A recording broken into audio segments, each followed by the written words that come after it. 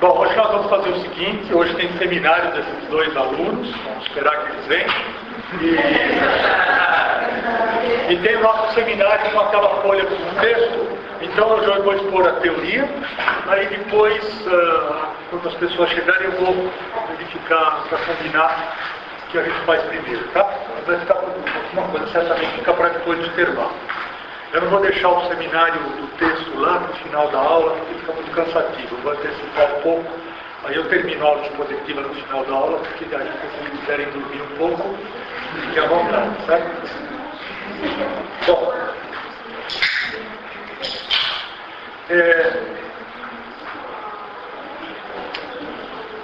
nós vamos pegar agora os parágrafos 21 e 24, que vai até o final do texto, né? Que é o parágrafo 29, só que é o seguinte, essa parte tem esse título geral de valores humanos e atividade científica, e a discussão mais detalhada disso tem que ser feita juntamente com leis, que é o assunto da parte de ética. Então eu vou só apontar os problemas, nós vamos discuti-los, para vocês entenderem o que está envolvido, para que depois, na hora de estudar mesmo as duas coisas articuladas, vocês já tenham ideia do que se trata, tá? Bom, o problema é um problema muito simples de ser entendido. Onde entram os valores humanos, as necessidades humanas, os interesses humanos específicos, numa atividade de pesquisa que quer ser objetiva, que quer ser imparcial, que pretende dar um conhecimento da realidade tal como ela é, e não como nós gostaríamos que ela fosse. Né? Bom, a nossa realidade humana é construída em boa parte segundo a nossa perspectiva humana, a maneira como nós percebemos e como nós valorizamos as coisas. E isso, em princípio, não pode ser o critério dominante de ajuizamento, de avaliação do mundo real, mas também, muitos filósofos já verificaram que não tem como afastar um grau zero de envolvimento com os valores na atividade da ciência. Então precisa encontrar uma solução racional para duas coisas que estão sempre interagindo. Tá? Bom, o Nagel dá dois exemplos, né? Um envolvendo astrologia, outro melhoramento genético. No primeiro caso é um exemplo onde o interesse humano sobre o futuro destino da vida humana acaba definindo o que seria, entre aspas, uma ciência da posição dos astros. Só que as posições dos astros são determinadas segundo aquilo que interessa para uma posição geocêntrica e ainda remetendo para traços de personalidade humana. Isso é uma coisa que tem pouca objetividade envolvida, né? Porque tem um valor humano fortemente envolvido. E no caso do melhoramento genético, é uma situação complexa. Melhoramento genético de qualquer tipo, porque pensando nos transgênicos ou em outro tipo de biotecnologia, que possa se chamar de melhoramento, normalmente isso é ligado a uma atividade científica objetiva. Certo? Não obstante, melhorar as coisas implica um valor humano. Melhorar para quê? Para a natureza? Não. Melhorar para mim. Melhorar para a vida humana. Aí levanta a pergunta, a pesquisa desse tipo, ela pode ser objetiva? Ela pode ser livre de valores humanos? É uma pergunta difícil de responder e nós vamos usar o modelo do Hugh Gillies para cercar esse problema. Tá? O Nagel diz na página 23 que a ciência teórica deve deixar de lado deliberadamente os valores imediatos das coisas, de modo que os enunciados da ciência frequentemente parecem apenas remotamente relacionados aos acontecimentos e características familiares da vida cotidiana. Quando a gente vai estudar a ciência, quanto mais aprofundado é o estudo, mais estranho vai ficando aquele ensino científico para a nossa vida cotidiana. É uma coisa do senso comum pensar que a ciência ela vem para resolver os mistérios do mundo. Ela vem para esclarecer aquilo que está obscuro. A ciência pega aquilo que para nós é muito claro e transforma numa coisa totalmente obscura. Uma coisa que eu preciso entender dominando uma linguagem muito técnica, matemática, em teoria científica, etc, etc. Tá? Então, aquilo que é do fenômeno comum, para explicar o porquê das coisas, eu tenho que fazer um trabalho de tradução sofisticado para ter uma explicação científica. Fundamentalmente é isso. E esses dois últimos sentidos aí estão ligados ao Lacey, a matéria mais para frente.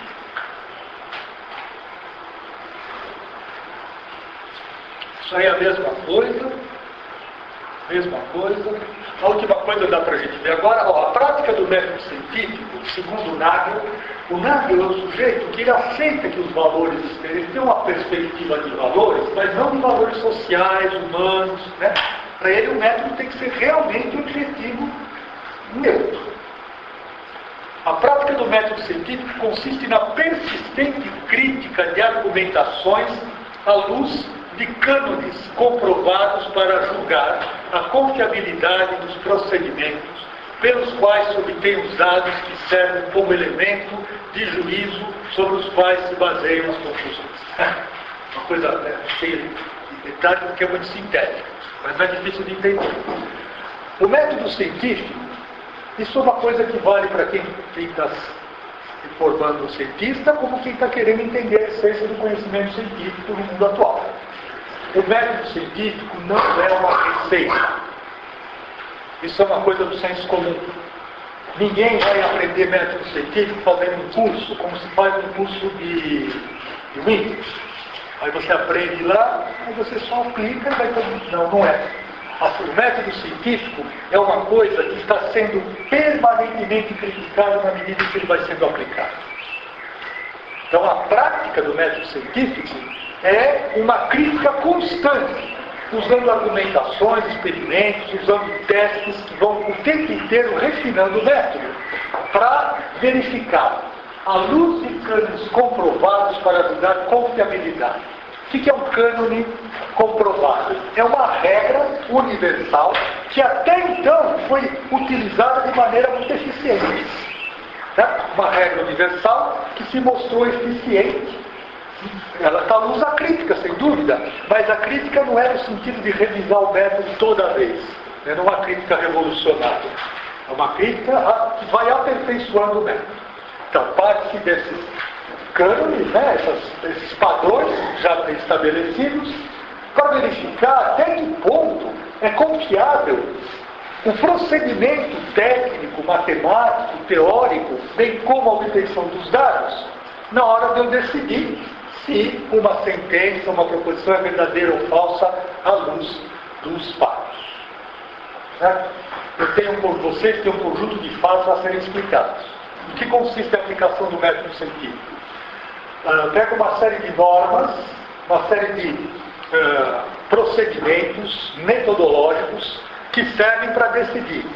Nesse caso aqui, eu tenho que usar estatística com grau de confiabilidade de uma margem de erro de 3% ou de 5%. Nesse caso aqui, eu só posso usar as leis empíricas, não posso usar leis teóricas. Com relação aos dados, a obtenção dos dados tem que ter uma quantificação muito precisa. Em outros casos, uma descrição qualitativa é suficiente. Então, isso é a aplicação. E com isso, eu vou decidindo se, apliquei tudo aquilo, e aí eu formo as minhas proposições conclusivas. A substância química X possui a propriedade Y para 93% dos casos, quando no ambiente H.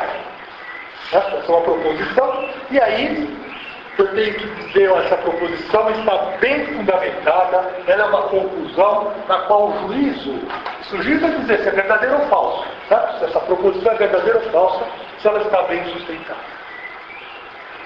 Falando em alguns minutos do que é o método científico, que é uma coisa extremamente sofisticada, mas assim, para ressaltar primeiro, ninguém aprende a fazer método científico estudando aqueles livros de metodologia científica, sabe aqueles tudo lá? Não adianta, tem que estudar Popper, Nagel, e tem que trabalhar no laboratório, ou tem que fazer um aprofundamento nesse. Só para conhecer alguns desses cânones comprovados, tem muito tempo de estudo. Mas também, por outro lado, a ciência não é um vale tudo. ciência tem um ponto de partida. Já se disse que a ciência é um navio que você tem que consertar enquanto ele está navegando. Porque você não pode parar a ciência para arrumar o navio. Você tem que estar ali dentro, arrumando o método enquanto a pesquisa continua. Bom, essa questão também fica para quando analisarmos a questão do Lacey. Vamos ver, só para ver como é que está a cabeça de vocês com relação a isso. Em linhas gerais, vocês diriam que essa resposta essa pergunta tem uma resposta positiva ou negativa?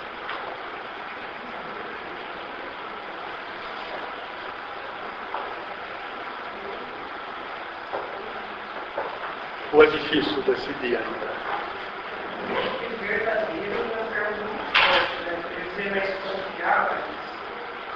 A pergunta é verdadeira, certo?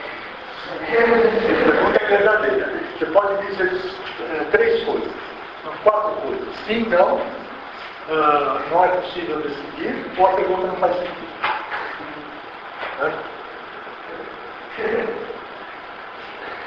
Uma quinta, não sei.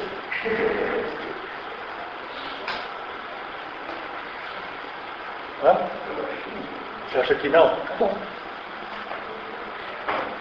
O problema com essa pergunta é saber qual é o critério para aplicar a noção de verdadeiro, a noção de verdade, e para isso eu tenho que saber todas essas diferenças entre ciência e senso comum.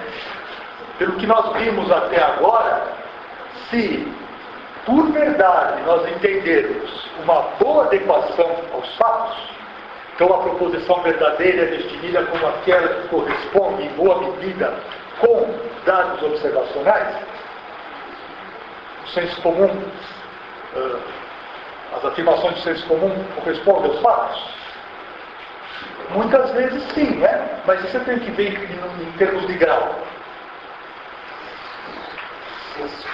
O senso comum é bem menos baseado em fatos do que a ciência. E aí você já tem condição de saber, né? O que é que nós vimos no Nagel que explica isso claramente? Um fato científico, ele pode ser um fato geral, traduzido em termos quantitativos. Então, quando eu aplico uma determinada lei para comprovar uma lei empírica, um determinado princípio para usar uma lei empírica, com um passo eu estou confirmando ou refutando uma quantidade infinita de valores que cairiam sobre aquela mesma variável. Refutar ou confirmar uma regularidade dá uma base empírica imensamente muito grande. No senso comum, as leis não têm estabilidade e elas não se aplicam de uma maneira tão universal. Bom, isso daí nós vamos ver depois com mais calma.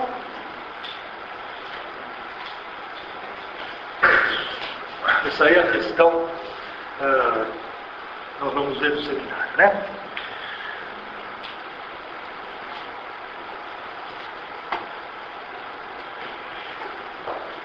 Alguma questão, alguma observação, antes que eu comece o capítulo 2, sobre explicações científicas? Observação de qualquer tipo, de qualquer natureza. Eu vou insistir por um bom tempo ainda que a gente comece a se interagir mais, para ver se nós podemos discutir e deixar a aula menos expositiva. Vamos ver qual eu explico. Uma pergunta sobre crença científica. A palavra crença, ela remete assim, a conhecimento. Qual que é a questão no sentido assim, de crença e a relação disso, crença científica com conhecimento científico? Essa é uma pergunta que revela um tipo de dúvida que eu acho que não é só dele. Eu acho que muita gente que viu a expressão crença científica deve ter achado estranha para gente. Quem acredita na religião, e tem crença no senso comum, não na ciência. Certo? Então você perguntou, tá? Se você não tivesse feito essa pergunta, você ia fazer uma confusão enorme. que é a associação da palavra crença com um determinado tipo de crença específica. Se a tomar a espécie como gênero, certo? A diferença entre crença e conhecimento é um tema de discussão da epistemologia desde Platão. E hoje existe uma série de posições a respeito. Aí é um problema filosófico daqueles que se vai discutir por muito tempo, mas existe um cânone, né? Existe uma posição mais ou menos estabilizada de como analisar essa questão.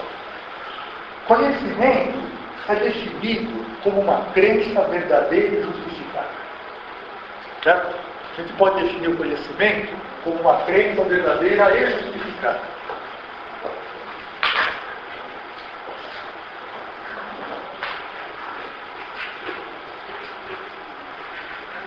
Então, o conhecimento tem três condições. Precisa ser uma crença, precisa ser verdadeira e precisa ser justificada.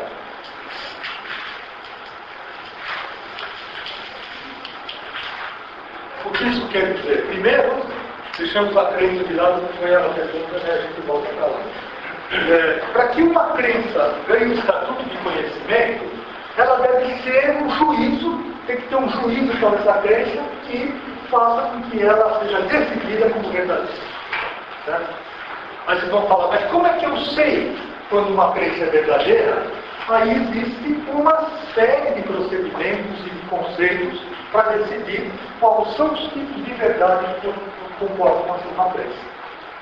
O tipo de verdade mais usual na ciência é uma coisa que chama verdade por correspondência. O que é uma crença verdadeira? É aquela que corresponde com as coisas que estão no mundo. Se eu digo, hoje é terça-feira, é uma crença verdadeira porque é um fato que hoje é terça-feira. Bom, parece uma coisa trivial, mas não é. Eu poderia comparar hoje, terça-feira, com uma outra crença. Hoje é um dia posterior à segunda-feira.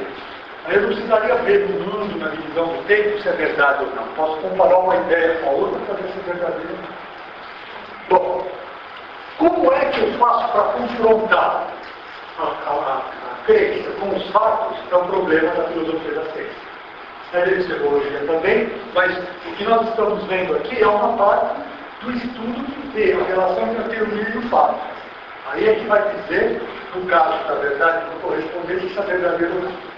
E precisa ser justificada, quer dizer, eu preciso dar razões pelas quais eu estou dizendo que ela é verdadeira. Certo? Eu preciso dar razões, preciso que seja verdadeira, e aqui esse elemento é complicado, eu preciso acreditar. Quer dizer, eu não adianta eu falar assim, a crença na existência, a proposição, existe seres extraterrestres de inteligência verdadeira, estou falando disso, mas eu não acredito, isso faz sentido. Percebe?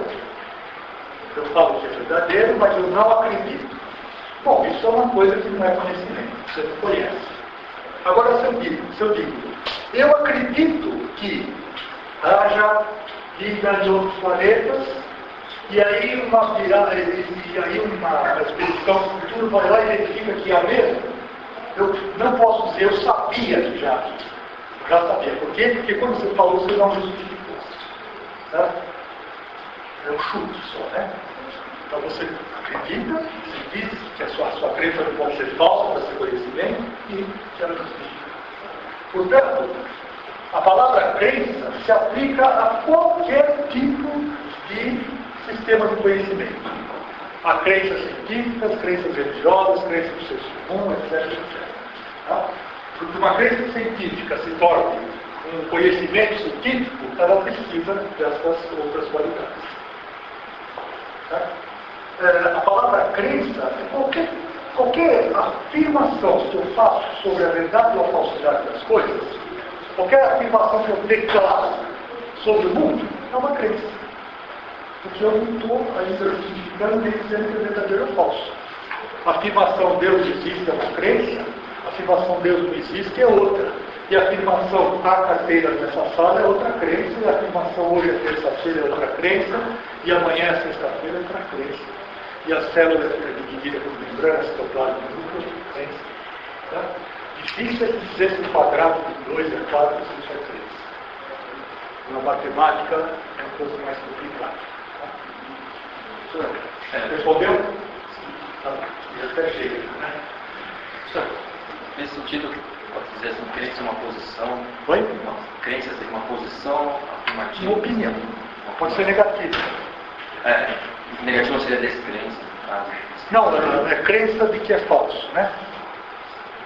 Deus não existe é uma crença falsa, negativa. É que tem duas coisas, né? Seria descrença na existência, né? Tá na mesma. Está no mesmo. É só uma questão do uso da... Você tem que pensar assim no conceito, né? É uma declaração sobre as coisas do estado do mundo. Certo? Complicado, nós vamos entrar nisso, porque o estado do mundo, isso que é complicado, né? Por exemplo, as batidas do meu coração são no estado do mundo. Que quando eu estou falando dentro e fora, eu estou falando todo. Estou falando de uma razão, de pensamento. Tá? Então essa carteira está do lado de fora do mundo, tanto quanto o meu coração e o meu próprio cérebro. Né? O meu cérebro, pequeno é uma crença sobre o estado do mundo, não sobre o meu pensamento. Tá? Isso aí, estou muito satisfeito com essas questões, né? Porque elas mostram, são pré-requisitos, né? São coisas que, uma vez discutidas, ficam mais fácil para compreender este breve texto de algumas páginas. Mas segura que ele aqui concentrado. Mais algum? Não? Isso é do mar. Hã? Do mar. Considere que seja. Porque assim, aquilo que nós fez, ele fala assim, que o exame que acabamos de efetuar, É o capítulo 1? sugere que a diferenciação dos 3 grandes domínios, nos quais se realiza a análise, são os esquemas lógicos que representam as explicações da ciência, os da construção dos conceitos científicos e da validade de conclusão científica. Essa parte da validade de conclusão científica eu localizei no texto, que é a parte onde ele fala do controle experimental e tal. Mas eu não consegui distinguir dos argumentos que ele dá, nessa distinção que ele faz, quais seriam então os esquemas lógicos e quais seriam a construção dos conceitos científicos, porque para mim era... Isso daí é um soma, ele está referindo-se na totalidade do texto. E os esquemas lógicos são modelos de explicação científica. Os 4 modelos de explicação científica são Qual é a página? É a 26, último parágrafo. Então. Sétima linha. Os esquemas lógicos, certamente, né, o modelo lógico, o esquema lógico, o padrão lógico de explicação científica é o tema do segundo capítulo. Tá. A formação de conceitos é um processo através do qual se confronta as proposições com a experiência para formar o que pode ser considerado uma proposição, ou um conceito científico pode ser uma proposição. Né? O gato é mamífero.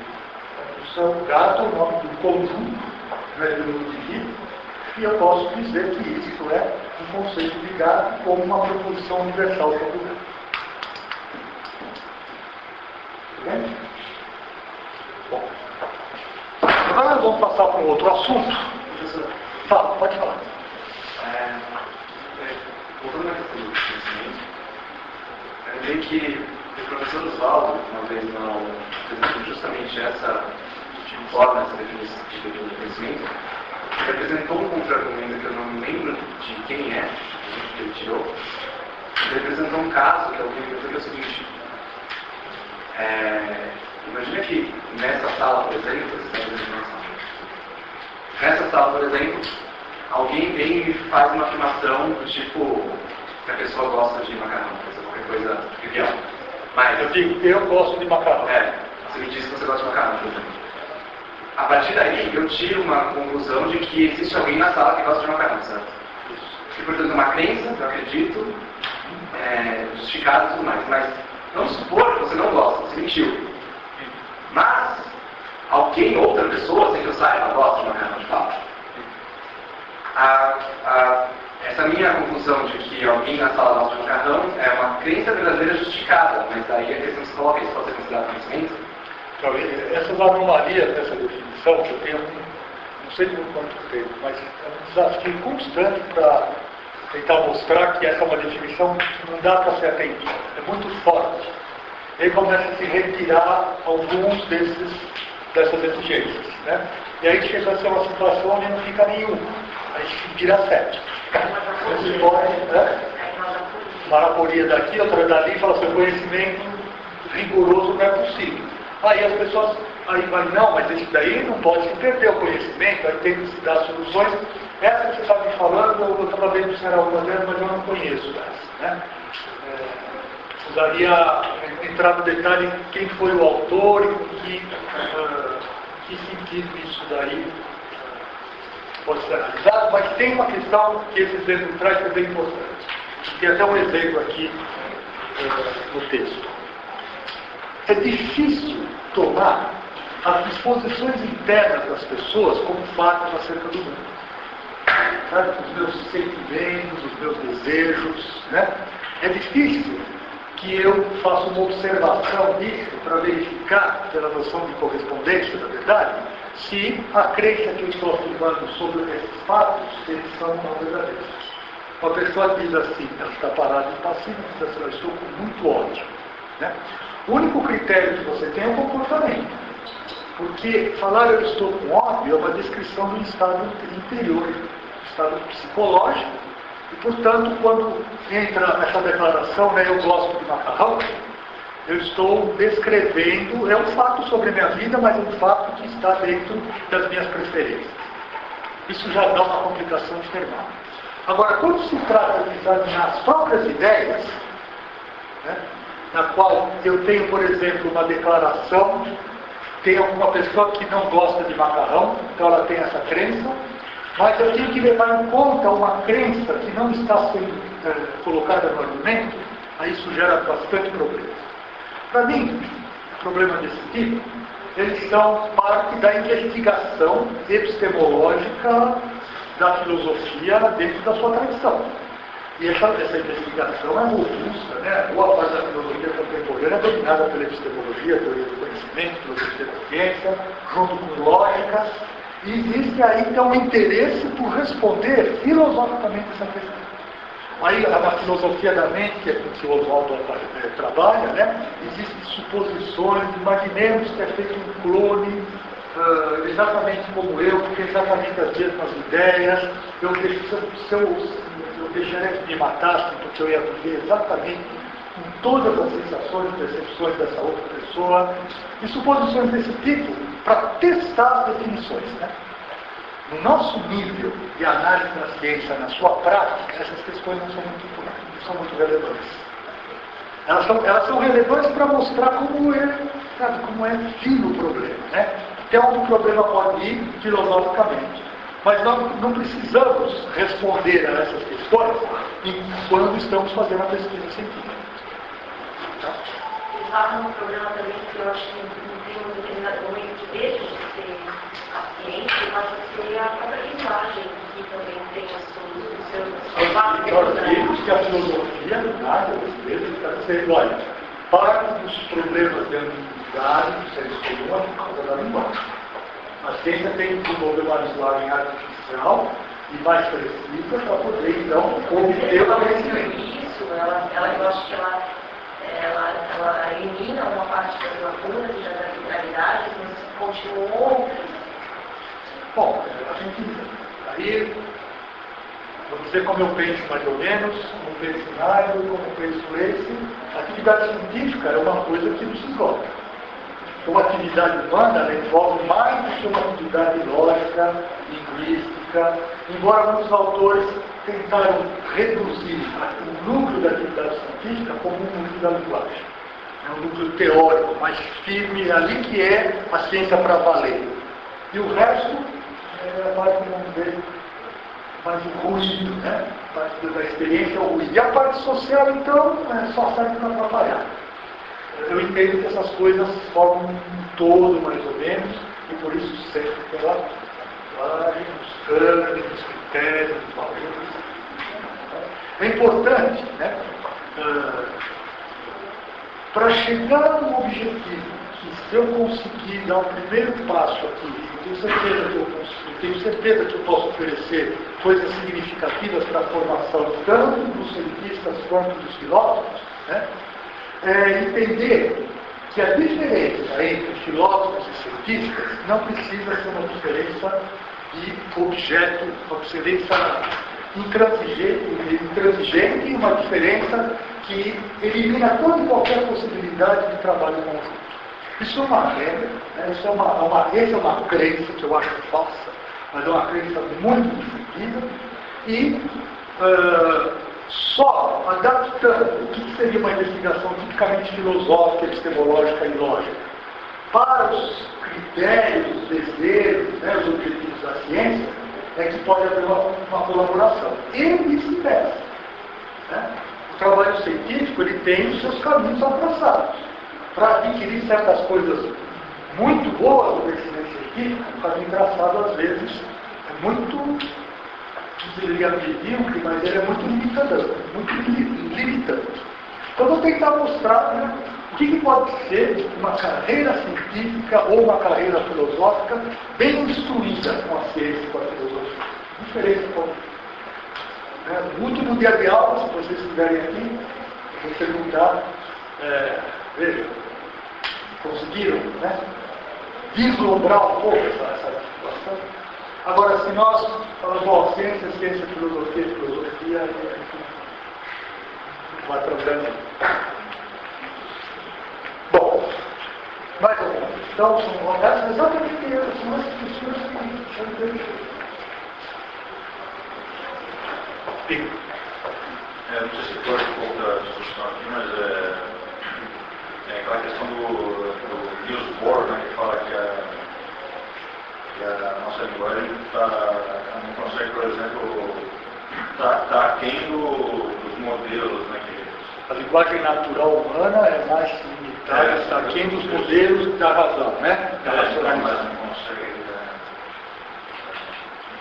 documentar essas coisas, né? Só a título de curiosidade.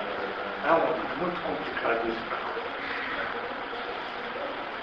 Porque questões muito grandes como essa, eu só posso comentar segundo uma perspectiva, né? Eu vou comentar segundo uma perspectiva, que é uma perspectiva que me parece interessante. A limitação da linguagem natural, muitas vezes, ela é atribuída, nesse caso, a uma espécie de desacoplamento da evolução biológica e da evolução cultural.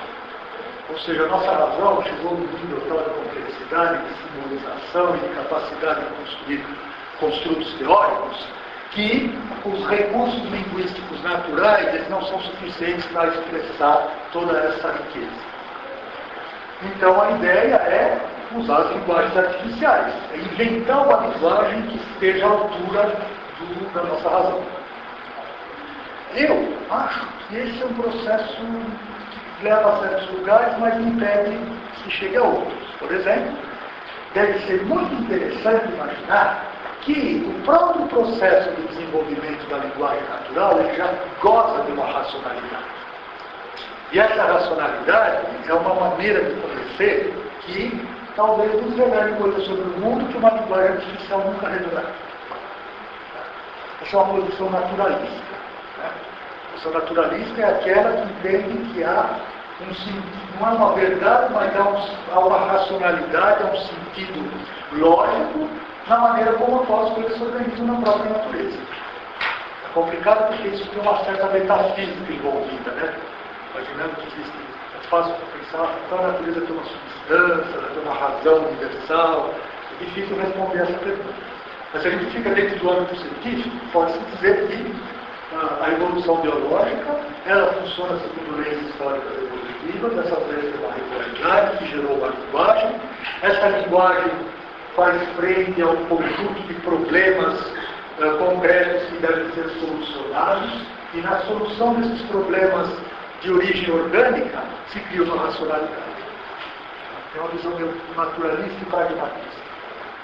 Antes da linguagem, coisas, na verdade, vêm né, no processo orgânico biológico.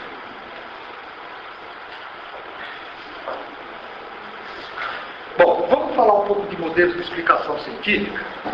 E esse aqui, nós vamos estudar esse texto de uma maneira mais sintética e nós vamos direto aos assuntos. Não vou separar parágrafo por parágrafo, um do outro, porque aquilo era só para introduzir, né? E cada vez mais, a aula, para quem se vocês não tiverem esse texto ali em cima da carteira para acompanhar a aula fica meio sem sentido.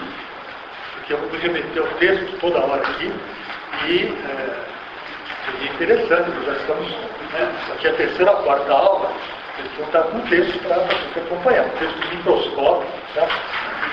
Então, por favor, eu não falarei isso novamente.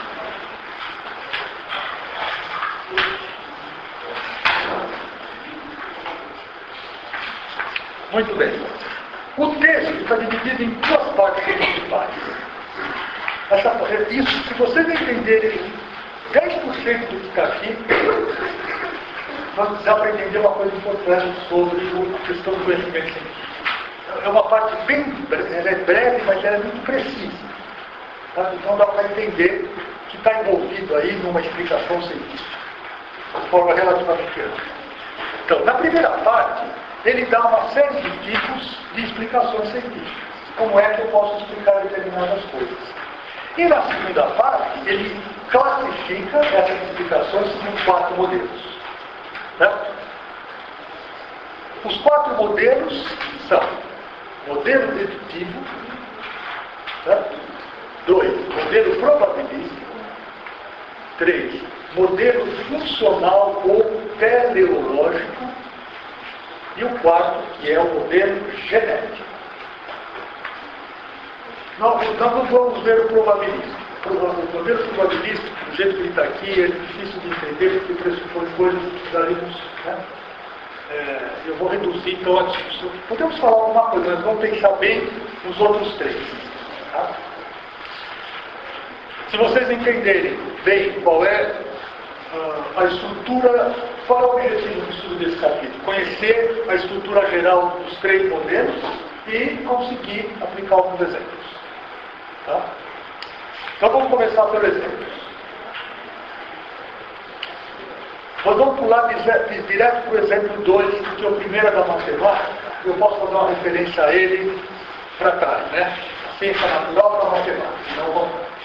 Ó, temos aí uma pergunta, na página 28.2.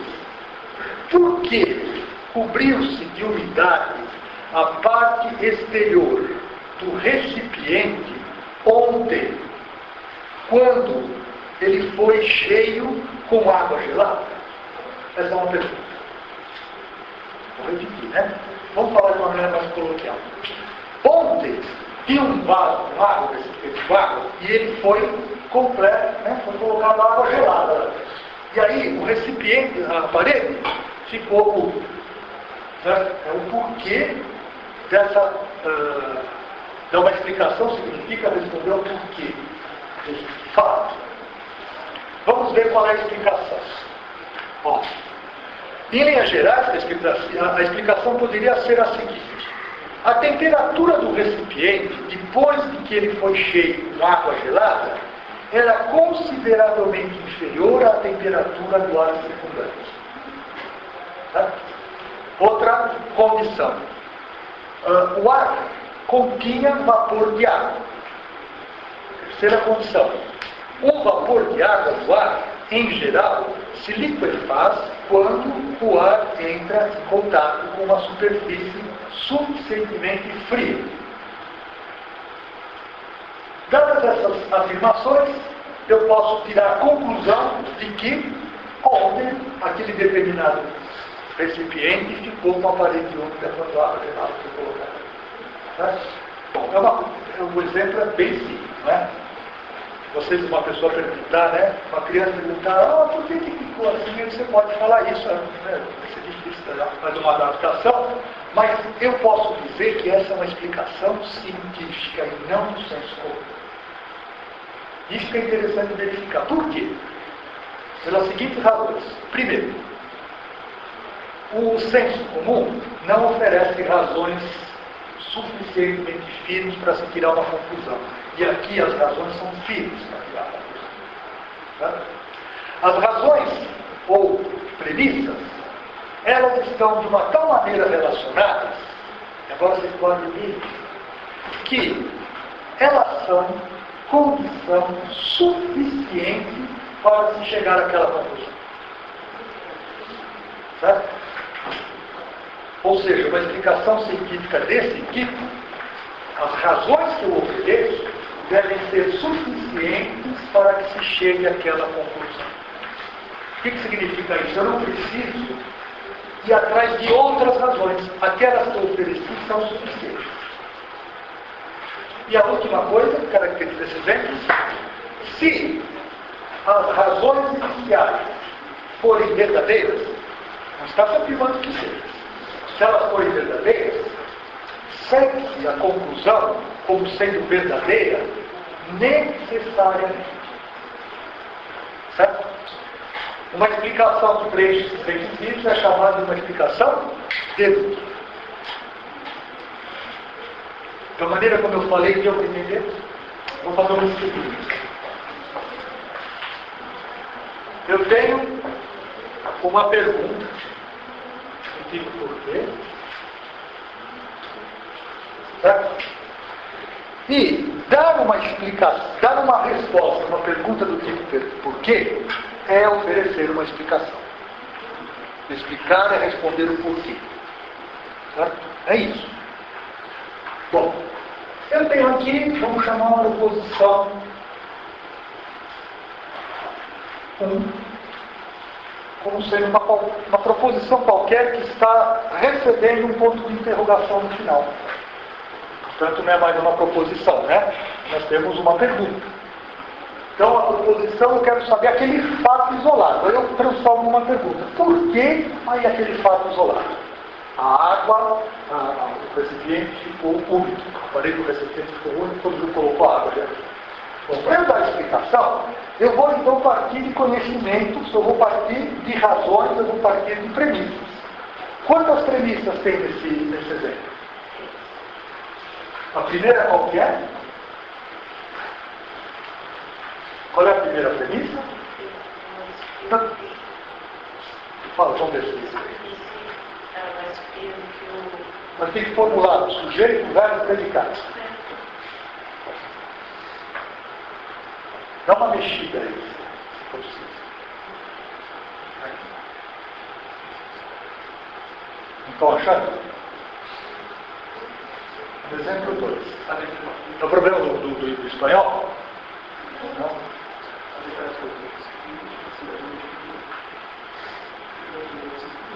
A temperatura do vaso, depois de enchê-lo com água gelada, era consideravelmente menor que a temperatura do ar. Certo? Só para identificar, eu não vou escrever tudo isso aqui. Então tem uma primeira proposição, vou chamar de P2. Recorde aí, qual é a segunda proposição P3? O ar continha ontem vapor de água.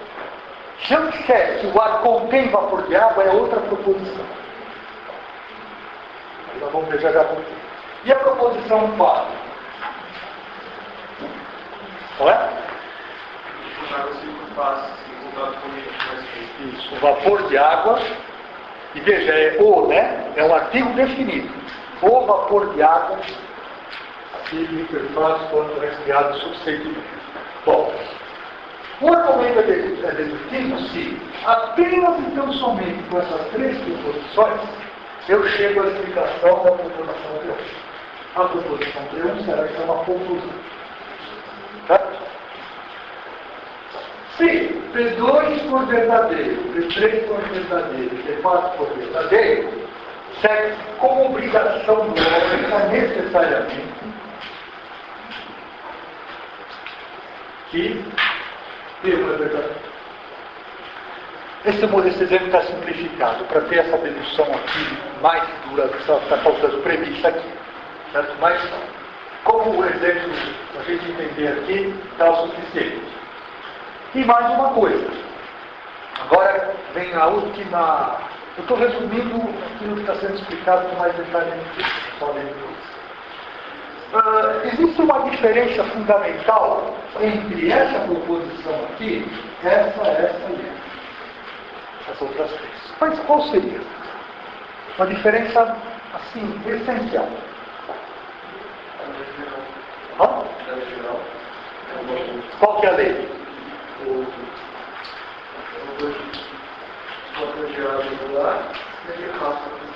Era 4, né? Então isso aqui é uma lei geral. É uma afirmação que é o vapor e é qualquer vapor. Tá? E as outras, que nome eu posso dar? Tá? Proposições particulares. Certo? Eu posso dar o nome de proposições factuais, isoladas, casos isolados.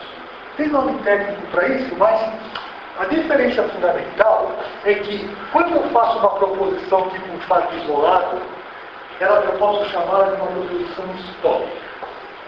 Porque ela é feita para uma determinada coordenada de espaço de tempo. Foi ontem e aquele recipiente. Eu localizei o fenômeno a ser explicado num determinado objeto único. Então, na hora de fazer a correspondência entre essa proposição aqui, essa ou essa, e os fatos do mundo, eu vou chegar num indivíduo, uma afirmação sobre um indivíduo. Esta caneta. A caneta é uma lei geral. Esta caneta é um indivíduo. Ok? Bom, para que a explicação seja dedutível, eu preciso, assim, isso não é uma condição absolutamente necessária, né? Que tem os problemas dos detalhes e tal, mas uma explicação do tipo dedutiva mais padronizada, assim, de ciência, tipo dedutivo, ela tem a seguinte estrutura. Tem uma ou mais leis gerais, certo? E aí, outras proposições que estabelecem as condições iniciais,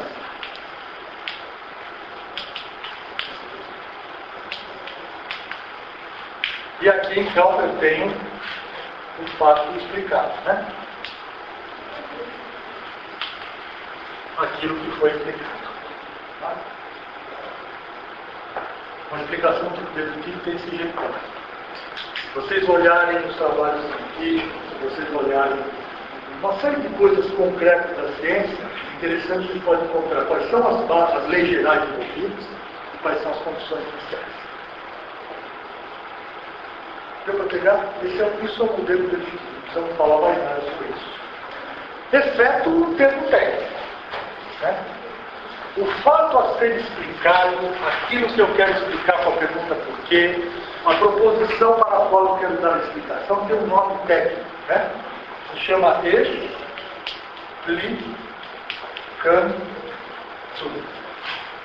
O explicando é aquilo a ser explicado. O explicando é aquilo a ser explicado. E aí não está usado esse nome, mas é um nome muito comum. Aquilo que explica é o explicando.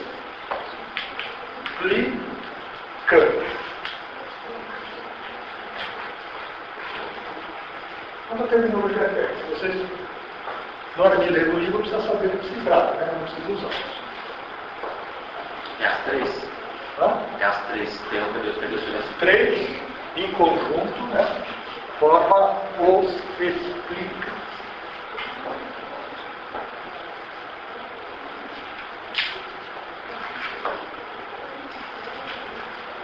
Alguma questão? Essa aqui assim, é a introdução à explicação científica.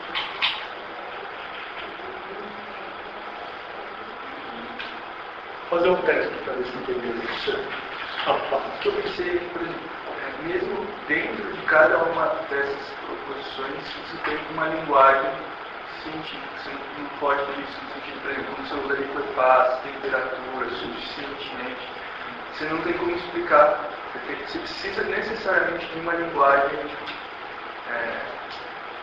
É tipo como você deu o exemplo da criança. É difícil você explicar para a criança. Ela pode até entender, se satisfazer com a resposta, mas se ela não entender ainda, não tiver como conceitualizar o conceito de temperatura, por exemplo, de liquefação, que ninguém vê liquefazer assim diretamente, é uma inferência que você faz, né?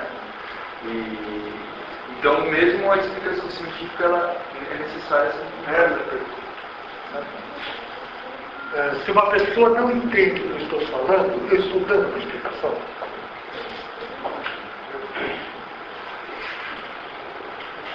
Infelizmente, para a nossa ignorância, e a minha, estamos. A explicação é a demonstração da verdade real, mesmo se ninguém no mundo entender. Porque a compreensão de cada um é um problema psicológico.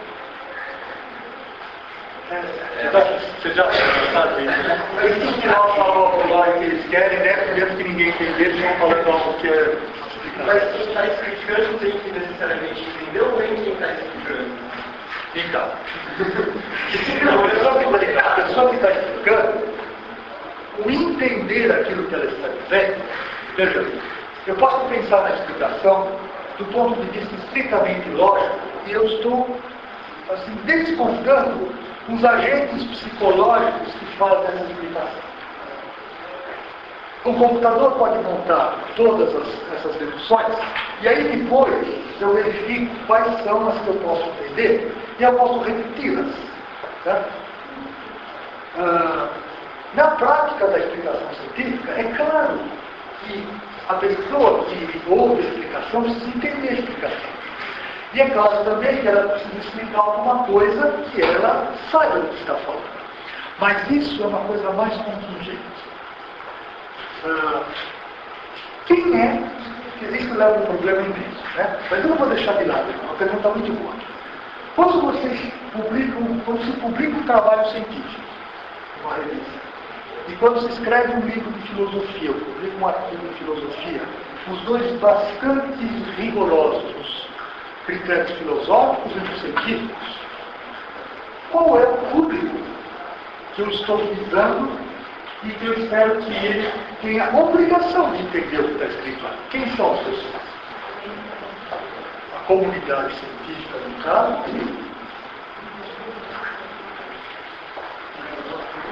Embora pareça estranho, todo mundo acha que comunidade científica é uma coisa normal de se dizer que existe. Agora, a filosófica não. Sabe por quê?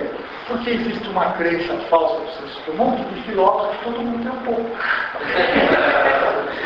E que a filosofia é uma questão de autorreflexão, é uma questão que não tem envolvimento com conhecimento técnico dos conceitos, etc. E com um debate, a gente chega a uma conclusão filosoficamente relevante, só discutindo, debatendo, como se com um debate a gente chegasse a uma conclusão para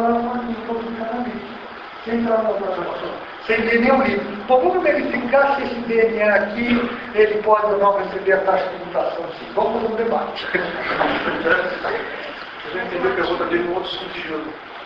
Deixa eu acabar de analisar esse primeiro sentido, e aí vamos ver esse segundo, tá? Ou seja, nós temos que confrontar o nível de entendimento com um padrão que também eu vou definir como sendo uma autoridade para entender aquilo. E isso é contingente. Vocês concordam que tem artigo científico que às vezes o cara apresenta numa reunião científica, quem entende o que está sendo dito a gente supostamente é ele, o orientador e o pessoal do laboratório. É um negócio tão técnico que só eles entendem. E às vezes a pessoa pode explicar uma coisa e na hora que ela está explicando, sabe o que pode acontecer às vezes? Agora eu entendi o que eu estou falando pela primeira vez. Então, são exemplos para mostrar que o nível psicológico do entendimento do sujeito, pessoal, etc., e o nível epistemológico das demonstrações. Certo? Os filósofos diriam que não é a comunidade científica e nem a comunidade de filósofos. É uma espécie de razão universal que é o padrão para verificar se aquilo está correto ou não. Não vou consultar as pessoas e perguntar para elas, se você entendeu, a explicação está correta, não é assim que faz. Eu tenho que verificar qual é o cânone e confrontar com aquele padrão universal de uma explicação científica. concluindo só essa coisa, isso é um problema que leva diretamente àquilo que eu te disse com a questão sobre a filosofia da mente. Uma coisa é o nível lógico da atividade científica, lógico e epistemológico, que os filósofos da ciência conhecem muito bem, mais do que os cientistas. Outra coisa é o nível onde tem uma comunidade científica histórica, concreta, contingente, e que o conhecimento, se verdadeiro ou falso, para aquela comunidade faz muita diferença. Não é uma coisa assim, como falar assim, é contingente psicológico, é como se fosse desnecessário, sabe? Deve ter lógico que pensa isso, né? Só com a lógica, com a matemática, eu chego a um conhecimento que dispensa qualquer investigação empírica. Esses físicos matemáticos, bem avançados, né? Eles conversam com a razão universal, não tem questão da... Diga, qual que era o outro ponto de vista? Eu entendi a pergunta dele, não no sentido da apreensão da linguagem, mas sim no sentido do processo de dedução. Porque liquefado não está contido o predicado no próprio equilíbrio. Ou seja, o liquefaz já é um processo dedutivo que antecede mesmo essa mesma proposição. Aí isso lembra do juízo sintético analítico, ou seja, cada proposição já tem em si um processo que o fez chegar na proposição em si. Que ele está colocando seria uma dedução, seria um passo além da investigação de outros problemas da lógica da pesquisa, principalmente a bíblica, temos que entrar nos tipos de proposições gerais, etc, etc. Mas eu posso concluir esse problema aqui dizendo o seguinte: agora, isso é importantíssimo, não é só um detalhe não. As perguntas que vocês fizeram, principalmente a sua, levantam a seguinte questão: quais são as possibilidades de agora eu verificar não se essa conclusão é verdadeira ou não? Porque para saber se essa conclusão é verdadeira, é suficiente que eu saiba que essas três sejam verdadeiras.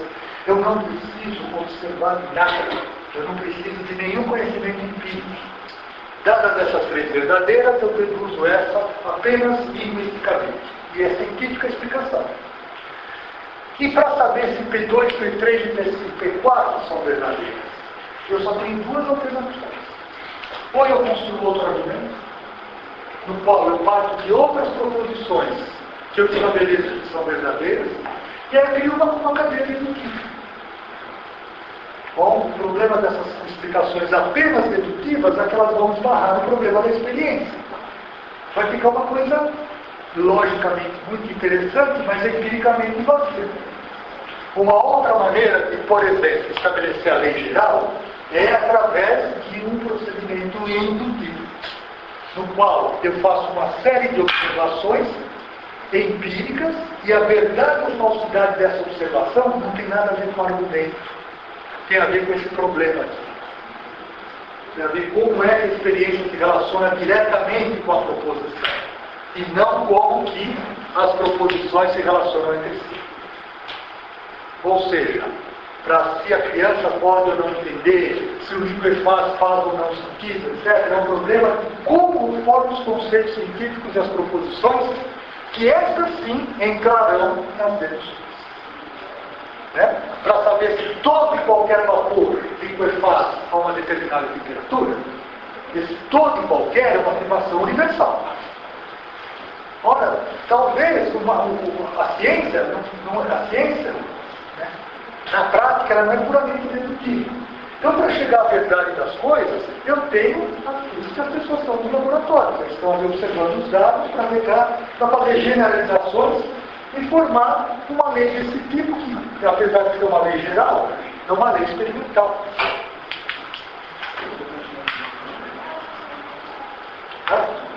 Uma lei experimental. Deu para perceber esse ponto? Então são dois níveis, né? O nível de verificar a verdade das proposições, confrontando-as diretamente com a experiência, e o nível de verificar a verdade das proposições, confrontando-as com outras proposições. Bom, quem é que queria? Alguém vai queria? Só que é organizadora. Então eu vou passar para outro aqui. Então é breve, eu não sei se... Não precisa ser breve. Eu tenho uma dificuldade em chamar o P4 de uma proposição, quando eu penso. Por que eu penso Vamos lembrar só o que quer dizer P4, né? E a, O vapor de água ele liquefaz quando o resfriado substitui.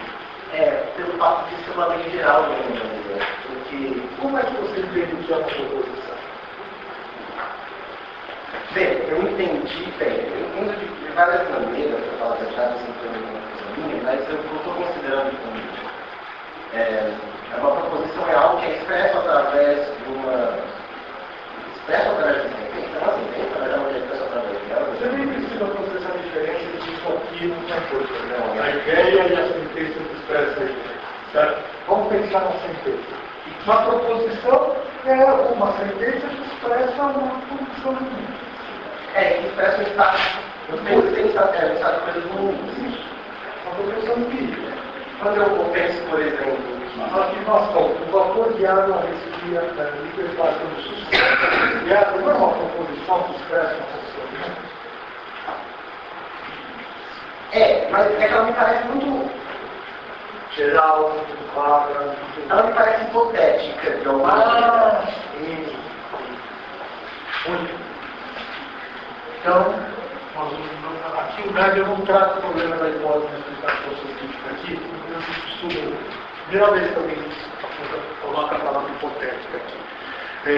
Também é outro tema que nós precisaríamos ter uma série de requisitos para discutir, então eu só vou falar o que significa o hipotético. Ser hipotético, ser confirmado, ser refutado, tudo isso não afeta a estrutura lógica da proposição. Certo? Hipótese ou conclusão, vamos dizer, são estados epistemológicos distintos da proposição. Agora, para que ela seja uma proposição, basta que ela tenha a sua estrutura linguística. Tem que ter o sujeito, né? Tá? E que seja capaz de eu afirmar se é verdadeiro ou falso. Se eu não posso afirmar que é verdadeiro ou falso, não é proposição. Tudo bem? Deus existe, é uma proposição. O sujeito é o vapor de água se liquefaz a 100 graus a 0 graus Celsius é uma proposição para qualquer vapor. Então, o vapor é um sujeito da proposição. E é um sujeito que é um conceito, não é? Tá bom? Muito bem. Só para falar desse hipotético, né, ele fala aqui assim, o vapor de água em geral, né? Em geral, esse em geral de alguma forma satisfaz isso, né? Desculpa, eu acabei esquecendo de hipotético. Podemos ver dessa maneira. O primeiro exemplo, a primeira explicação, vamos usar o exemplo da matemática. Se você somar os números ímpares, dá sempre um quadrado perfeito. Certo? 1 mais 3, mais 5, mais 7, dá 16. Vocês podem ficar somando até a medida para ficar sempre um quadrado perfeito. Certo? Como é que eu faço para explicar esse fato matemático? Que não é um fato, né? É uma entidade matemática, não é um fato. Como é que eu faço para explicar isso? Bom, precisa vir um número matemático, fazer uma demonstração matemática nos modos como matemática. Eu não sei fazer, não é possível. Mas existe, porque se não existisse, né? Existe uma demonstração. Vamos imaginar que uma das proposições dessa demonstração é a seguinte: A é igual a A. Certo? Princípio de igualdade, A é igual a A não é uma proposição que vou entrar nos complicados. Vocês acham que em alguma situação eu poderia dizer que essa proposição é falsa? A igual a A. Dá para imaginar, né? Mas vamos supor que é muito mais difícil negar essa proposição do que negar a proposição o vapor de água congela superfaz a 0 graus. Certo? Por quê? Porque eu posso encontrar uma exceção no qual isso não acontece quando eu digo em todo o vapor de água. Agora, imaginar uma exceção, né? Uma demonstração matemática onde a proposição A igual a A fosse falsa. Provavelmente o matemático já conseguiu fazer isso, essa essas coisas revolucionam, né, todo o processo ali da argumentação, etc. Bom, agora trata o ácido igual a por A, para colocar a proposição. Vou pegar a P4, P4 ou a negação de P4. Eu digo, o vapor de água se liquefaz a 0 graus Celsius, ou o vapor de água não se liquefaz a 0 graus Celsius. Tudo isso é uma proposição. E eu tenho que me perguntar se essa proposição inteira ela pode ser falsa. Pode ser falsa. Não dá. Portanto, essa afirmação é uma típica afirmação que não compete. É uma afirmação necessária. Está escrito aí que os cientistas em geral não acreditam, os cientistas, que haja proposições necessárias nas ciências naturais. E, portanto, assim, pensando de uma maneira rigorosa, qualquer afirmação da ciência pode ser considerada como falsa. Pode estar sujeita a decisão. Então, até essas leis empíricas muito, muito bem estabelecidas, em princípio, elas podem ser revisadas. É por isso que pode chamar de falsa. Então, quando você pensa que é mais uma hipótese, está certo. Mas é uma proposição. Tá? Uma última coisa. Se eu encontrar uma amostra de vapor de água que não congela 0 graus Celsius, tem duas atitudes. Ou a lei geral está errada, é falsa, ou as condições iniciais não são as mesmas. Aí eu verifico as condições iniciais, eu vejo que é exatamente as mesmas. Então, o problema está na lei geral. Tá? Bom, as leis gerais bem estabelecidas da ciência, nunca se chegou, nunca se conseguiu fazer isso. Mantendo as mesmas condições, encontrar o vapor de água, mas pode ser que aconteça. E se acontecer, eu tenho que rever os princípios gerais, as leis gerais, os princípios gerais da ciência.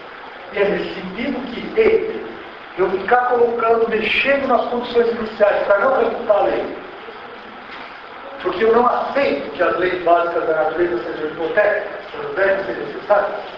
Eu não aceito isso. Onde já se viu, né, achar que encontrou um ser vivo que não tem DNA, que é um ser vivo.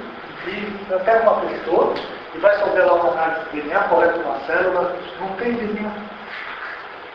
A biologia fica numa situação muito séria. Né? Então, isso refuta uma lei. O que vai se fazer? Até falar que o cânone genético da biologia está errado, vai se fazer muita experiência. Bom, mas pode acontecer que faz experiência e aquilo vai. Não muda. Tem uma hora que fala, então, nós temos que revisar com base. Portanto, não há leis necessárias. Eles são, em princípio, todas acontecem. Bom, segundo exemplo. E aí já vão preparando os... antes de mais nada, Felipe e Juliano. Bom, vocês vão apresentar o seminário? Então vamos ver o horário que seria bom. Vocês calcularam o tempo? Não, calculam. Vocês preveem o tempo? É curto, não, você é curto.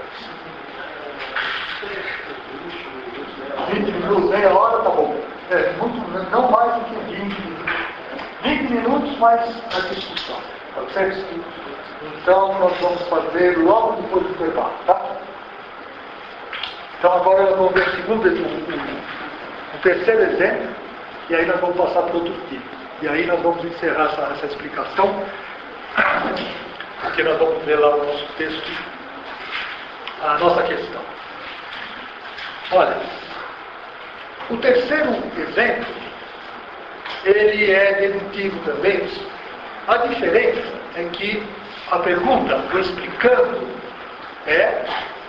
durante o último quarto do século XIX, houve uma porcentagem de católicos suicidas menor do que a dos suicidas protestantes. Qual é a diferença dessa proposição, desse explicando para o primeiro? É uma coisa histórica, é um fato histórico localizado no tempo e no espaço. Só que ele é um fato estatístico. Não é uma lei geral, é uma proposição singular sobre um evento, mas é um evento que eu não o observo olhando diretamente para o indivíduo, mas olhando para uma média de indivíduos, para uma amostra de indivíduos. Tá?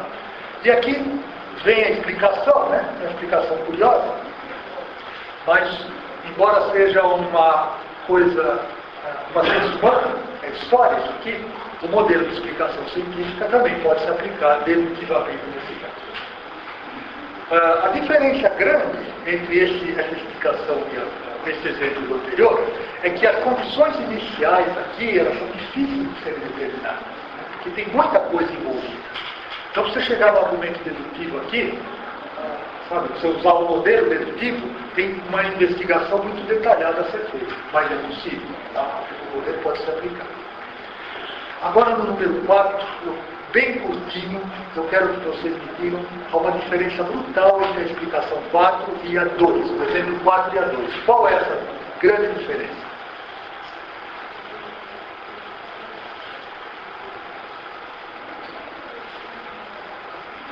Qual é o explicando? No exemplo 4 de Nagel, página 28, qual é o explicando?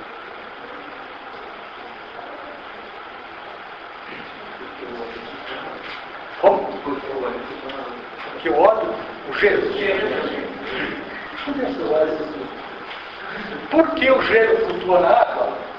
Essa é a pergunta, né? O explicando é o gelo flutua na água. O gelo flutua na água. Isso é uma proposição singular ou universal? Ou ainda tem dúvida nisso? Hipotética. Hã? Hipotética como... Não, o hipotético põe no detalhe. Hipotético e necessário não precisa ir, é só estrutura. É universal ou singular? Ou é gelo. Todo e qualquer gelo que existiu agora, no passado, no futuro, para toda a eternidade. É o gelo, não é um gelo. Às vezes na linguagem, essa é uma ambiguidade da linguagem comum, né? Eu falo, o cavalo está amarrado. Isso é uma singular. Estou referindo a um determinado cavalo. O cavalo não gosta de ficar amarrado. Aí eu estou falando de todos os cavalos. Né? Então a gente tem que dar as corrigidas dentro da cabeça com as identidades da linguagem natural. Então, é uma universal. Certo? E qual é então a grande diferença comparando com a 4? Com a 2? No caso particular. Que no primeiro ontem. Isso. Mas você pode chegar a uma diferença universal. Aqui é o modelo de explicação dedutivo, no qual o explicando, a coisa a ser explicada é uma lei e não um fato singular. Então eu posso dar uma explicação dedutiva de leis. Tem uma coisa errada que se fala, né, que na explicação dedutiva eu parto do geral para o particular, e na indutiva do particular para o geral. Não, eu posso partir do geral e chegar no geral. Tá? Aí, e localize as premissas da explicação. Quais são? Vamos lá, vamos.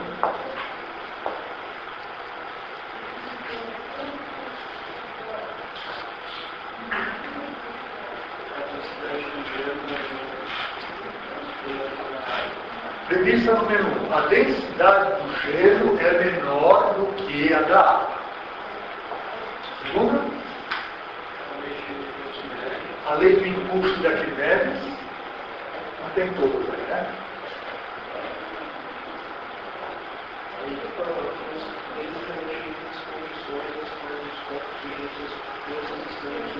Isso, é leis de equilíbrio, leis estáticas. Né? Físico vai dar uma explicação, essa explicação já vista, físico deve saber isso de fora. Mas pelo menos tem duas proposições que certamente precisam aparecer. A primeira, a densidade do gelo é menor do que a da água. Tá? E a outra é a lei do impulso. Bom, essas duas proposições são singulares ou universais? São? universais. A lei é sempre universal. Tá? Então, uma explicação dedutiva de uma lei, normalmente a gente parte de uma lei no âmbito de generalidade maior, são todos os corpos, né, sofrem empuxo. Aí eu parto de uma outra relação particular, que é a afirmação da densidade da água comparada com o gelo, e aí então eu chego a uma lei mais particular ainda, que é todo o gelo funciona. Uma explicação rápida poderia dizer: todo gelo flutua na água porque todo gelo tem uma densidade menor do que a da água. Né? Mas a lei do empuxo deve estar necessária porque eu acho que não é condição, não basta dizer isso. Não sei se tem algum físico aqui na sala que verificar isso. Basta dizer isso. Tem mais alguma coisa. Tem que ter mais alguma condição inicial. Bom, mas o exemplo para marcar essa diferença. Tá? Mas aqui, a gente precisa focar em uma coisa. Se fala que o gelo flutua na água. E a premissa é porque a densidade do gelo é menor que a da água. Não é metodológico? Não. O que é uma coisa tautológica? Sim, o gelo flutua na água porque a densidade dele é menor que a da água.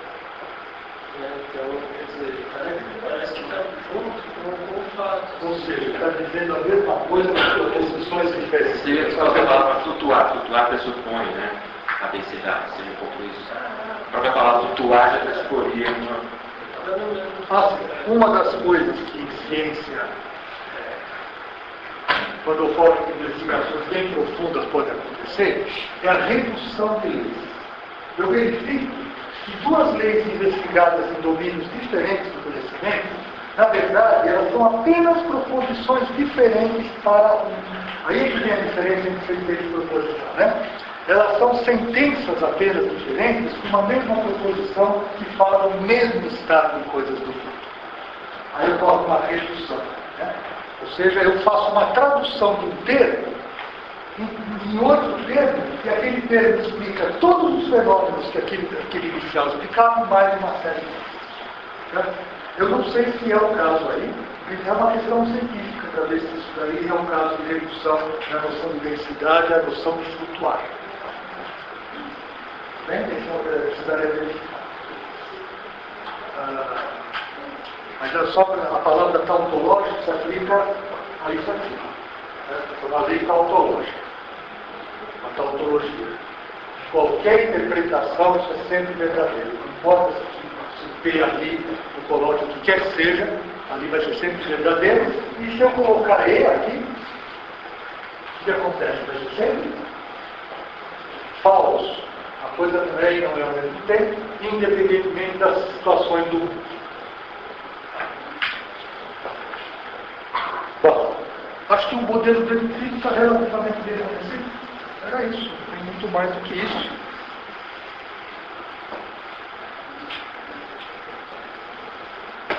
O exemplo 5 tem um negócio bem bacana. Eu vou ver esse exemplo e depois nós vamos parar, tá?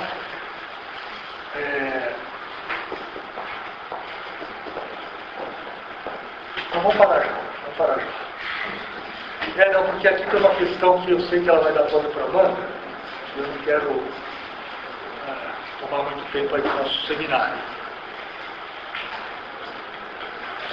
Só vou deixar vocês com água na boca, né? Muito ligados nisso daqui. Existem algumas afirmações da ciência que elas querem ter um jeitão de afirmação necessária, embora se refira a coisas físicas. Né? O exemplo aí é um caso, um negócio que é uma afirmação, uma generalização tão absurda que parece que é uma coisa teórica pura, não tem relação com a realidade científica. Então, a ciência, às vezes, precisa dessas coisas. Você falou do Kant, né? Alguém estudou Kant já? O Kant estudou Kant. O Kant falava o quê das leis do movimento de Que elas eram condições. Em termos de serem leis válidas ou não?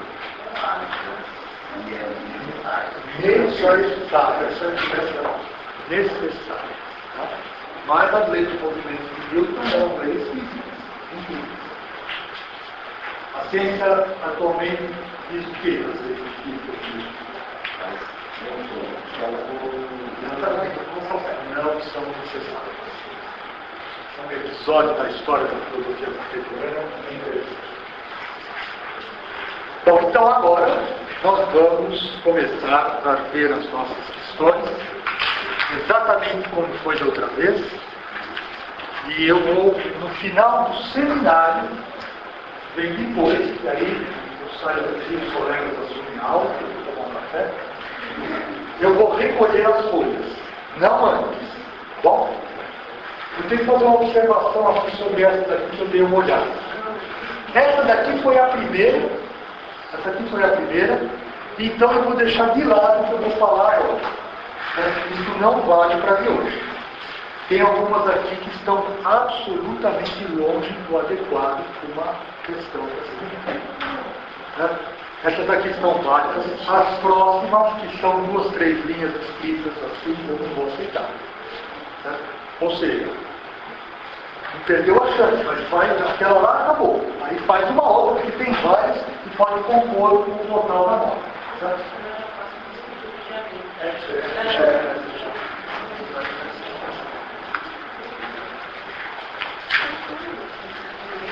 É que eu estou falando desde o começo da aula, nós vamos ver o seminário da questão.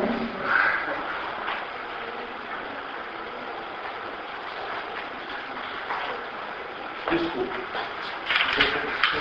Eu ainda tenho 2 listas, né? Está anotado no seminário, está anotado. É isso aí. Vai ser bom porque vai ficar talvez mais fácil ainda de responder com a explicação que eu dei. Então vamos fazer o seguinte, né? Nós vamos começar o seminário agora. Então, vamos terminar os principais tipos de explicação.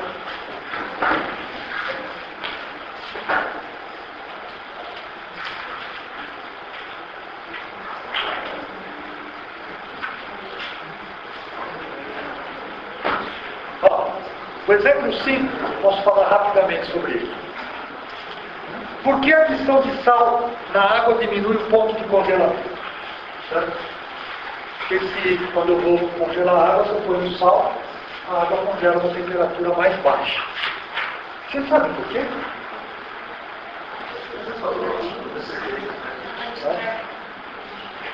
Olha a explicação científica, né? Pessoas que já estão no nível. Se o netinho, se o irmão de vocês perguntar para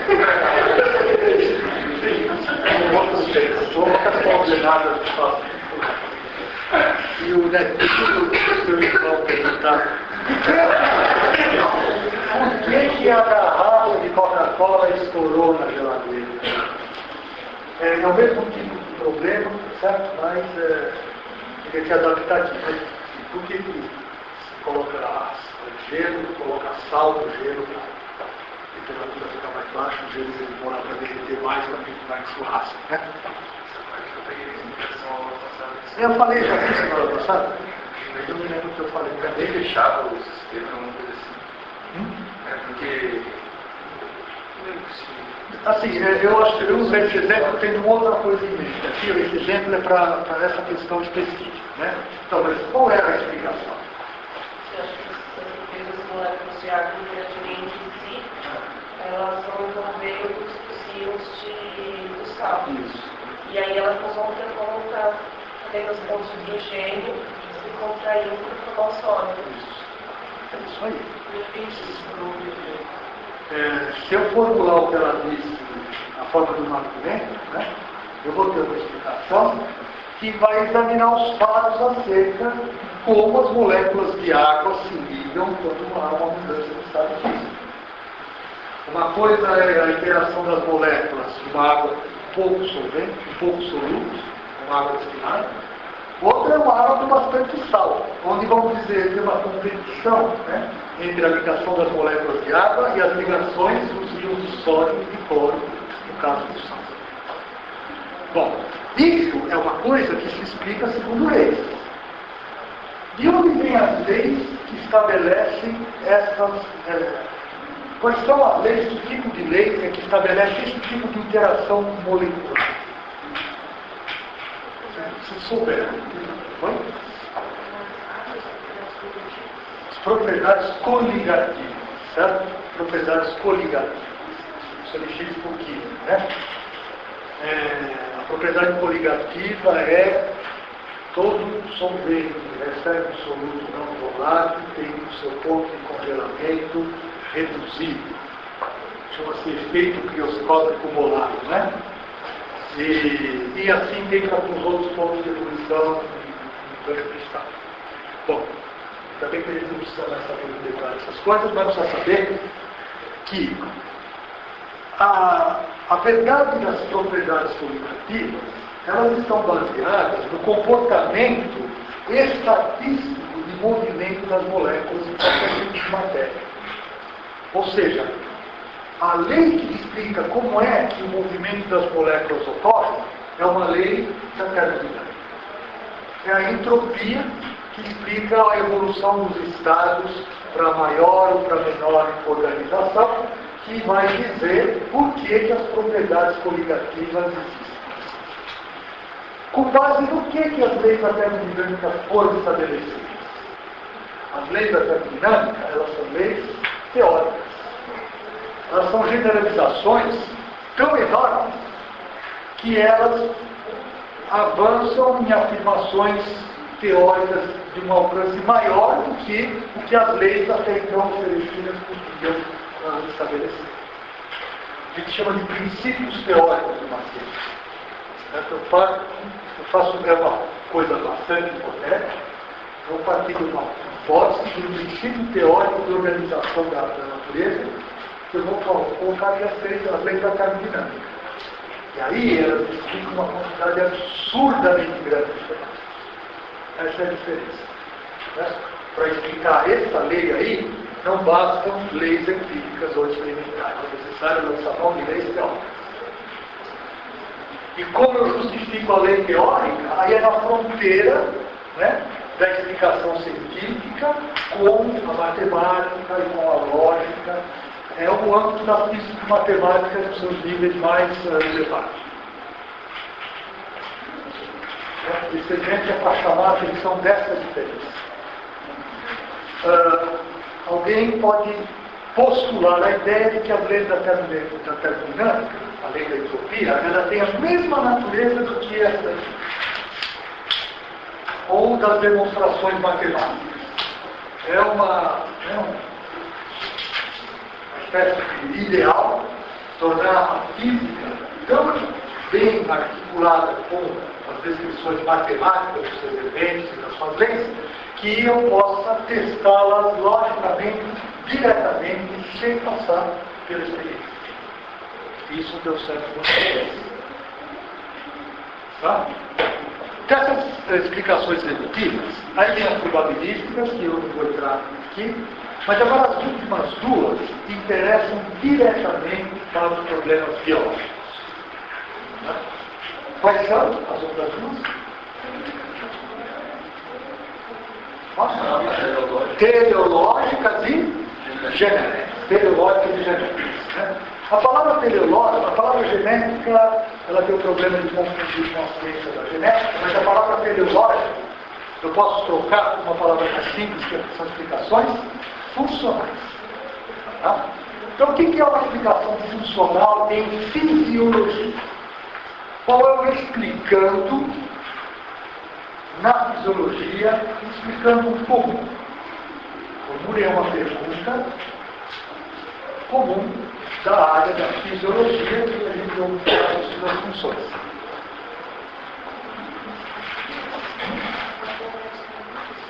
Formula uma pergunta. Qual a função?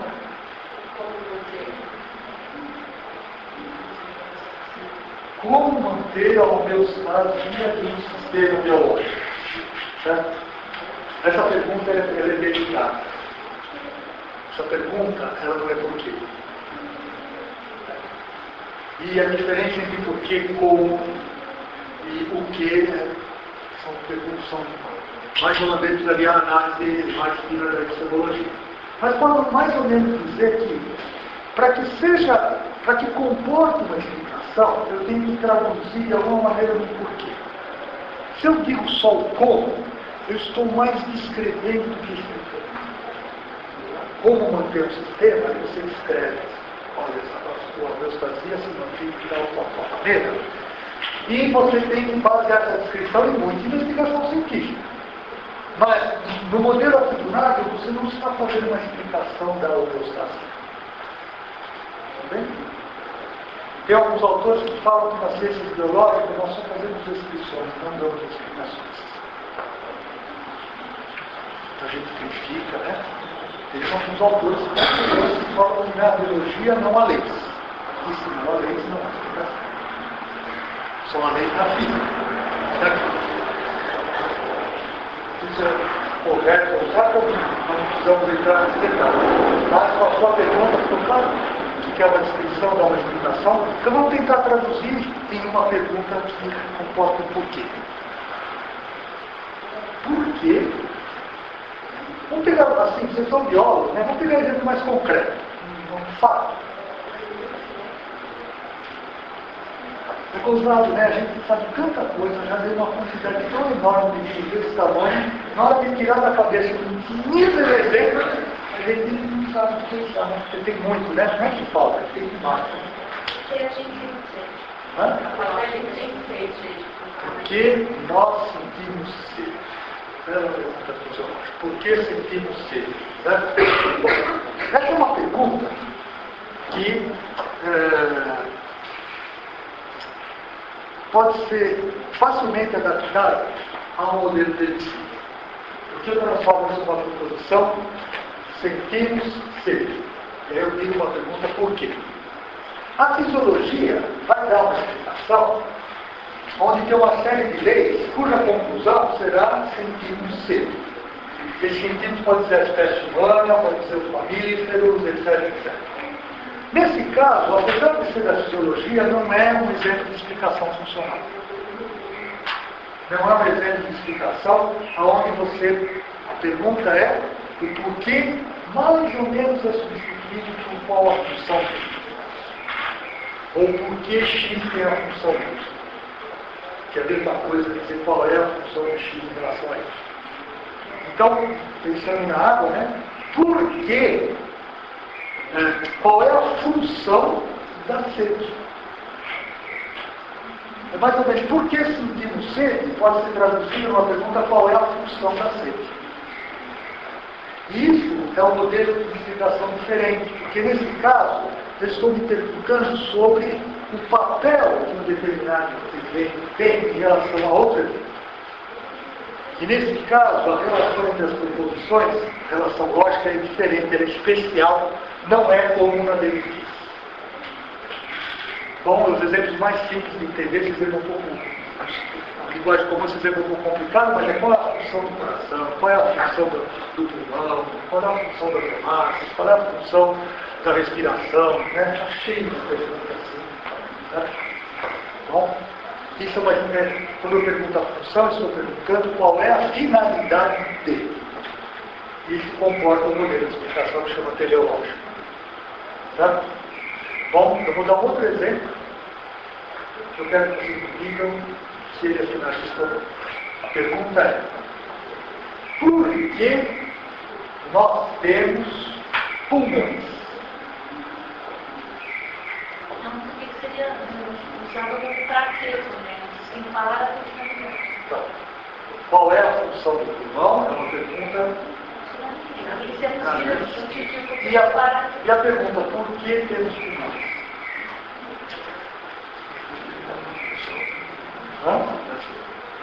A resposta mais imediata é temos um pulmão para exercer uma determinada função. Certo? Temos um pulmão e qualquer órgão possa reduzir a mesma explicação. Temos coração, pulmão, etc. para vivermos. Para continuar vivos ou para manter a vida, aí falar mais cientificamente, né? A nossa vida não interessa para a biologia, a vida em geral, para que sistemas biológicos continuem vivos. Por isso que existem esses órgãos, por isso que existe qualquer molécula dentro da célula. Para quê? Para manter a fisiologia da célula. Que significa para continuar para fazer com que a célula continue viva. Tem uma outra maneira de eu explicar por que eu tenho pulmão, que é uma explicação que não tem nada a ver com função, mas é uma explicação que também não é dedutiva. Eu posso corrigir a explicação por que temos pulmão, eu posso transformar para uma pergunta evolutiva. Pergunta evolutiva. Qual é a resposta à luz da teoria da evolução das espécies para a pergunta? Por que a espécie humana tem pulmão? Porque as espécies ancestrais tinham pulmão. Certo? Quais são as espécies ancestrais dos seres humanos?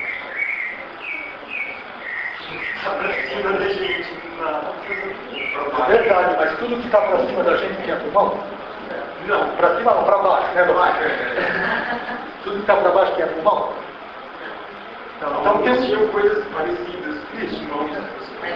Bom, agora, então, ao invés de já ir para a origem da vida, ficar mais imediatamente. Os seres humanos, as moléculas já tinham um pulmão. Tem uma maneira de dizer isso como sendo certo.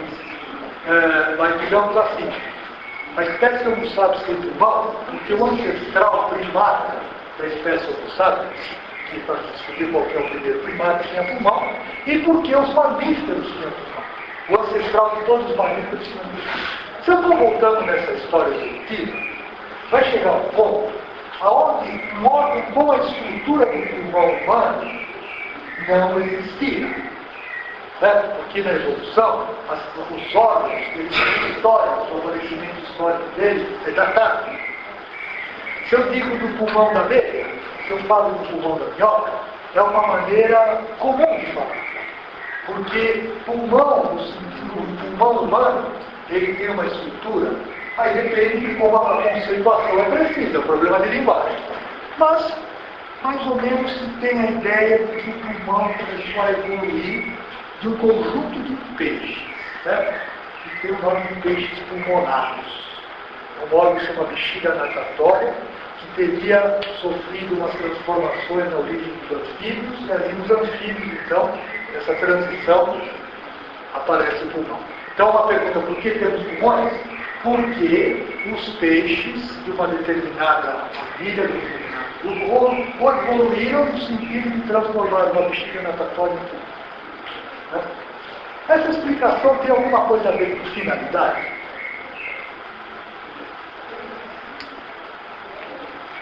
Eu teria como dizer que, se eu quisesse colocar uma finalidade, né? Eu teria que perguntar, a existência da espécie humana tem alguma finalidade? Porque aí eu perguntaria, qual é a função da espécie humana? A espécie humana tem alguma função? A existência, né? Se for pensar como a maioria dos animais, a função imediata da espécie humana é se manter, se reproduzir. A função da espécie humana é continuar a existir. Então, esse continuar a existir, qual é o tempo de que isso está sendo dito? Né? É o tempo presente. Mas eu estou perguntando uma questão sobre origem, né? Não existia espécie humana quando os peixes evoluíram para os mamíferos. Então, eu remeteria a pergunta da função da espécie humana naquele momento. Onde não existia. Quando não existia. Não faz sentido. Não existia, mas eu posso dizer, como muitas pessoas acreditam, que os peixes deram origem aos anfíbios. A origem dos peixes para os anfíbios tinha a função de criar o primeiro passo para a formação da espécie.